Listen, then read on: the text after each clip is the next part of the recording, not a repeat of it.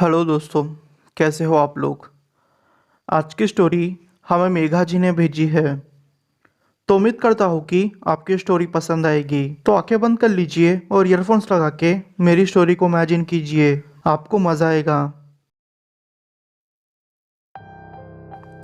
Hello दोस्तों, मेरा नाम मेघा है और मैं मध्य प्रदेश के एक छोटे से गांव की रहने वाली हूँ। ये घटना मेरे पापा के साथ घटी थी। पापा पेशे से एक ट्रक ड्राइवर है।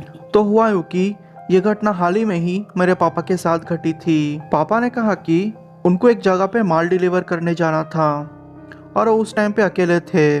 वैसे मैं आपको एक बात बता दूँ, मेरे पापा ज़्यादातर अकेले ही काम करते हैं। कभी कभी वो किसी असिस्टेंट को रख लेते हैं। तो हुआ यूँ कि उनको वहाँ माल पहुँचाना था। माल पहुँचाने के तुरंत बाद ही पापा को रिटर्न आना था, क्योंकि दूसरे दिन पापा को यहाँ से माल लेके किसी और जगह जाना था। पापा तकरीबन 2:30 बजे वो जगह पे पहुँचने वाले थे। तकरीबन 10-15 मिनट का रास्ता बचा था। तो हुआ यूँ कि पापा जब आगे जा रहे थे तो उनको रोड के बीचों बीच एक औरत खड़ी हुई दिखाई दी। वो नॉर्मल औरत ही लग रही थी। पापा को पहले भी ऐसा बहुत अनुभव हो चुके हैं चोरी चकारी के। इसलिए पापा ने सोचा कि कुछ तो गड़बड़ होगी। इसलिए पापा ने सोचा कि अब चाहे कुछ भी हो जाए, मैं अपनी ट्रक तो रोकूंगा नहीं। अगर उस औरत को डर लगेगा तो खुद से खुद भाग जाएगी। पापा यहाँ ये भी सोच रहे थे कि इस औरत को मैं थोड़ा डरा देता हूँ। अगर नहीं डराऊंगा और गलती से मेरे ट्रक के नीचे आ गई तो मैं फंस जाऊंगा। पापा ने थोड़ी दूर से ही हॉर्न मारना शुरू कर दिया, पर वो औरत जैसे वहां से नहीं हिल रही थी। पापा समझ गए थे कि ये पक्का चोर चकारी का ही केस होगा। इसलिए पापा ने सोचा कि अब चाहे कुछ भी हो जाए अपनी ट्रक नहीं रोकेंगे और जो भी हो जाएगा वो देखा जाएगा। जैसे ही अपना ट्रक उस औरत के पास लेके गए, वो औरत अचानक से गायब हो गई। पापा को कुछ भी समझ में नहीं आ रहा था। पापा ने सोचा कि ये पक्का उनके नींद के कारण होगा, क्योंकि ऐसा हो ही नहीं सकता वहाँ पे औरत हो सकती हो। क्योंकि अगर कोई औरत होती तो वो पक्का मारी जाती, या तो फिर उसके खून के छींटे उड़ते, या तो वो चिल्लाती। कुछ ना कुछ तो होता। पापा ने सोचा कि अब इस चीज़ के बारे में सोचूंगा तो मेरा दिमाग खराब होगा। इसलिए फिर पापा अपना सामान लोड कर दिए और फिर वहाँ से तुरंत ही निकलने वाले थे कि वहाँ के लोगों ने पापा को रोका और कहा कि देखिए भाई साहब, आपको मैं एक बात बता दूँ, वैसे अब 3 बजने वाले हैं, तो अच्छा होगा कि आप यहीं पे रुक जाइए। सुबह के 7-8 बजे तक चले जाना। मेरे पापा ने सीधा मना कर दिया। कहा कि देखिए भाई साहब, मुझे सुबह सुबह ही दूसरी जगह निकलना है। चाहे कुछ भी हो जाए, मुझे यहाँ से जाना ही होगा। वो लोगों ने कहा कि देखिए भाई साहब, यहाँ पे कुछ चीज़ें ऐसी है जिसके बारे में मैं आपको समझा नहीं सकता। उन सारी चीज़ों को आप अगर अनुभव करोगे तो शायद आप उस हालत में नहीं रहोगे कि दूसरे दिन आप अपने घर पहुँचो और वहाँ से दूसरी जगह सामान लेके डिलीवर करो। आपकी हालत टाइट हो जाएगी। मेरे पापा हंसने लगे, ये क्या बकवास कर रहे हो। फिर उनमें से एक बूढ़े दादाजी ने कहा कि देखो बेटा, मेरी उम्र तुमसे ज़्यादा है। यहाँ पे आधी रात को एक चुड़ैल घूमती है। अगर तुम्हारा सामना उस चुड़ैल से हो जाएगा तो प्रॉब्लम हो जाएगी। फिर पापा ने कहा कि देखिए दादाजी, आप मुझसे बड़े हैं, इसलिए मैं आपकी इज्जत करता हूँ। मैं इन सारी चीज़ों पे भरोसा नहीं करता। हाँ, अगर चोर चकारी का कोई केस होता या फिर उसके बारे में आप बात करते तो शायद मैं सोचता, पर यह भूत प्रेत ये बिल्कुल ही बकवास है। पापा ने उनकी बात नहीं मानी। पापा रिटर्न से वही जगह से गुजरने वाले थे जिस जगह पे उन्होंने उस औरत को देखा था।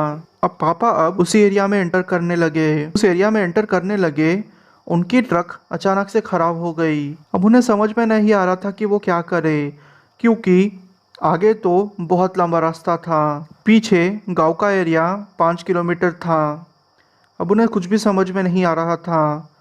तो पापा ने सोचा कि अब चाहे जो भी हो जाए, मैं वैसे तो ट्रक के बाहर निकलूंगा नहीं। उनको ये चोरों से बहुत डर लगता था। तो पापा फिर अपने ट्रक को वहीं रोक के सोने लगे। थोड़ी देर के बाद पापा के शीशे पे एक आवाज़ आई। पापा ने देखा कि वहाँ पे तो एक औरत खड़ी हुई है। पापा नींद में थे, इसलिए पापा को कुछ भी समझ में नहीं आया। फिर थोड़ी खिड़की खोल के पापा ने कहा कि क्या हुआ बहन जी।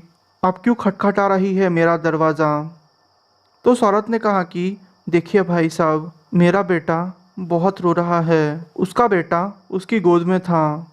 मैं उसके बेटे को भी देख पा रहा था। उसने कहा कि मेरे बेटे को दवाई की ज़रूरत है, आप मेरे साथ आ सकते हो क्या? पापा को भी उस औरत पे दया आ गई। वो तैयार होके नीचे उतरने वाले थे कि पापा की नज़र अचानक उस औरत के पैरों पर पड़ी। उस औरत के पैर उल्टे थे। अब पापा पूरा किस्सा समझ गए थे। इसलिए पापा ने कहा कि एक मिनट बहन जी, आप थोड़ा दूर जाएगी क्या, जिससे कि मैं दरवाज़ा खोलूँगा और फिर नीचे आऊँगा। जैसे ही वो औरत थोड़ा पीछे मुड़ी, पापा ने खिड़की का दरवाज़ा बंद कर दिया और ट्रक में लगी माताजी की मूर्ति को अपने हाथ में ले लिया और भगवान का नाम जपते लगे। उनको नींद कब आ गई पता ही नहीं चला।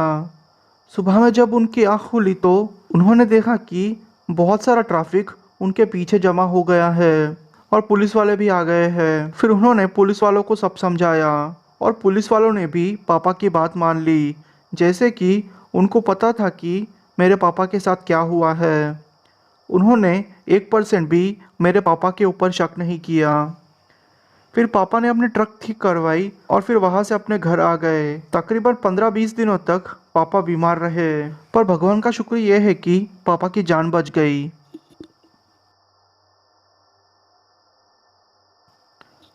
मेरा नाम सुभाष है और मेरी उम्र 50 साल की है। मैं आपको थैंक यू कहना चाहता हूँ कि आपने मेरी स्टोरी को सबके साथ शेयर किया।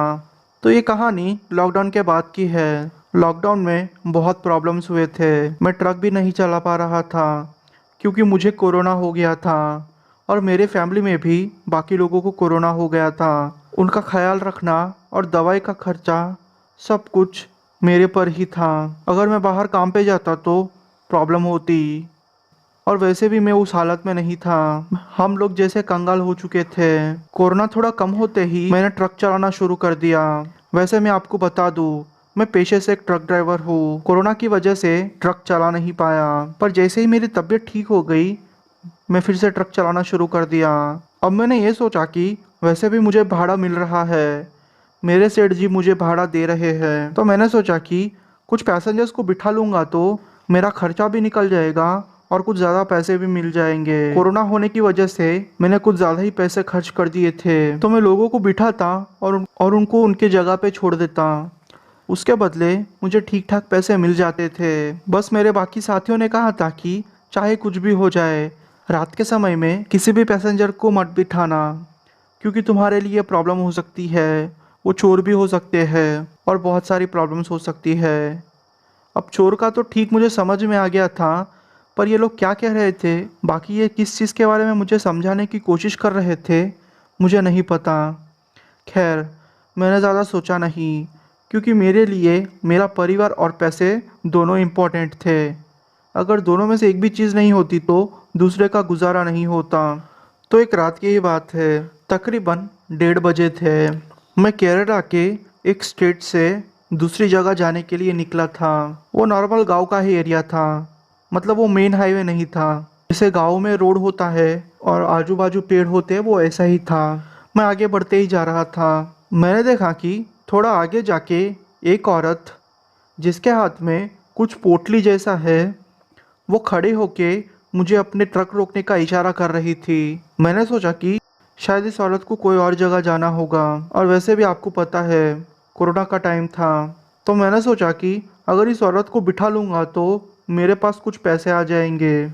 मैंने गाड़ी रोकी और उस औरत से पूछा कि आपको कहाँ जाना है। तो उस औरत ने कहा कि उसे थोड़ा दूर जाना है। मैंने फिर कहा कि वहाँ जाने के आपको 200 रुपये देने होंगे। वैसे उसने 15-20 किलोमीटर आगे का रास्ता कहा था और वो मान भी गई, क्योंकि उसे भी पता है कि उसे अभी इस टाइम पे कोई भी सवारी मिलना मुश्किल है। और मैंने भी फिर फ़ायदा उठाया कि क्यों ना ज़्यादा पैसे ले लूँ, और वो दिखने में भी अच्छे घर की दिख रही थी। फिर वो अपनी पोटली लेके बैठ गई। अब मैं मेरा ट्रक लेके आगे बढ़ रहा था। पता नहीं क्यों ट्रक के अंदर सन्नाटा हो गया। ये कुछ अलग ही सन्नाटा था। बस मुझे अपने ट्रक के इंजन की आवाज़ आ रही थी और मैं आगे बढ़ते जा रहा था। मुझे ऐसा फील भी नहीं हो रहा था कि मेरे बाजू में कोई बैठा है। और वो वातावरण भी बहुत ठंडा हो चुका था। अब रास्ता भी बहुत लंबा था, तो मैंने सोचा कि क्यों ना इस औरत से बात कर लूँ, जिससे कि मेरा भी टाइम पास हो जाएगा और मुझे भी अकेला अकेला महसूस नहीं होगा। फिर मैंने कहा कि बहन जी, आप यहाँ पे क्यों आई थी? आपको कुछ काम था क्या?